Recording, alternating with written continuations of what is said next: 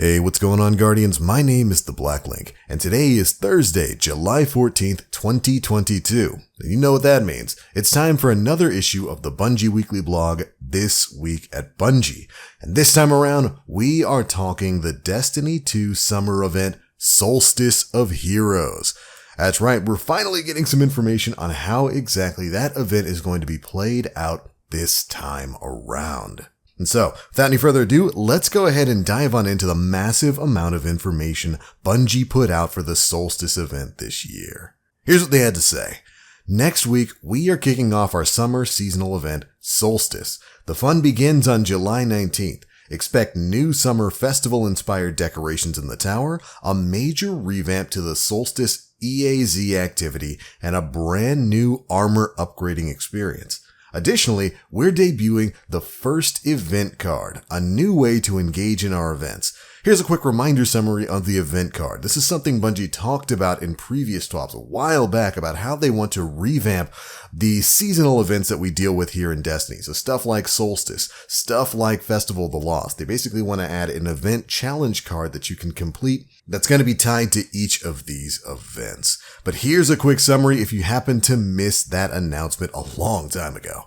Solstice is going to be launching with the event card to organize objectives and help guide players on what they can do during the event. The event card is going to be available for free to all players, and you can view your event card by interacting with Ava Levante in the tower or via the quest tab. The event card is going to consist of event challenges, event seals and titles, and upgraded event card rewards.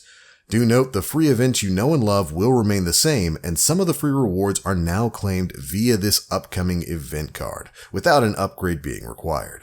Completing event challenges will earn players event-related rewards and event tickets, and players can upgrade their event card for 1,000 silver, that's $10, in order to unlock an instantly claimable reward bundle, and the ability to spend event tickets for additional rewards.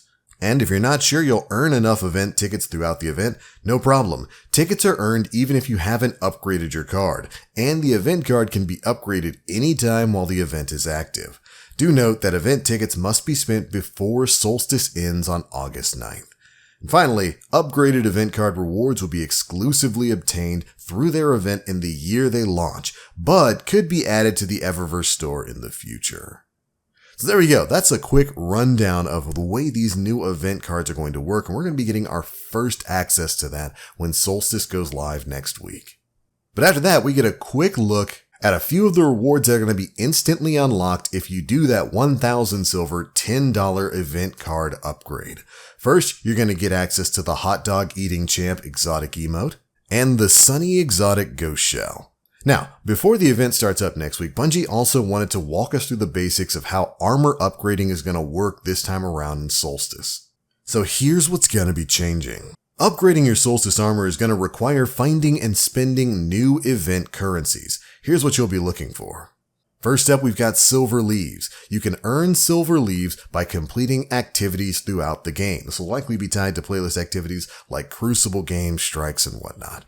Then there's silver ash. You can transform silver leaves into silver ash by completing the new activity Bonfire Bash. You can spend this silver ash to re-roll armor stats from the armor mod screen. That's right, you're finally going to be able to re-roll your armor mods. Next up, we've got kindling. You can earn kindling by completing Solstice event challenges. You can spend kindling to upgrade your armor stat roll potential, and each piece of armor can be upgraded up to 3 times. You only need to do this once per armor slot, and every time you upgrade a piece of Solstice armor, it's permanent and shared across all pieces for that slot. So, say if you upgrade a helmet all the way to tier 3, every Solstice helmet currently in your inventory and any future helmet you earn for that class can now access tier 3 stat rerolls. Great job, Bungie. Super glad you don't have to repeat this process for every bit of gear that you get. So, let's break this process down. You'll complete event challenges to earn kindling, and then you use kindling to permanently upgrade your Solstice armor stat roll potential. And then we get a quick look at what all of this is going to look like in your armor inspection screen. But after that, you can complete a wide variety of activities throughout the game to earn silver leaves. Then complete the Solstice activity, Bonfire Bash in the EAZ, to transform those silver leaves into silver ash. Then you use the silver ash to re-roll armor stats from the armor mod screen. You can keep earning and spending silver ash to re-roll armor to get the stats that you want.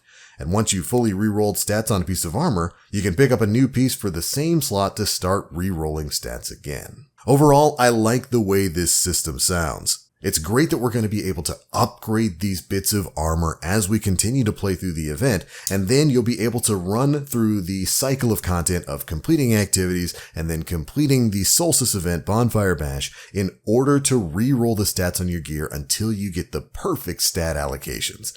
This sounds like a good system to have, and I almost kind of hope that it extends beyond Solstice in the future to becoming kind of something we can normally do with the gear we've got. Anyways, the new Solstice armor sets feature both free and paid glows like previous years, and just like last year, fully upgrading a piece of armor with kindling will cause it to glow like the Solstice armor of old.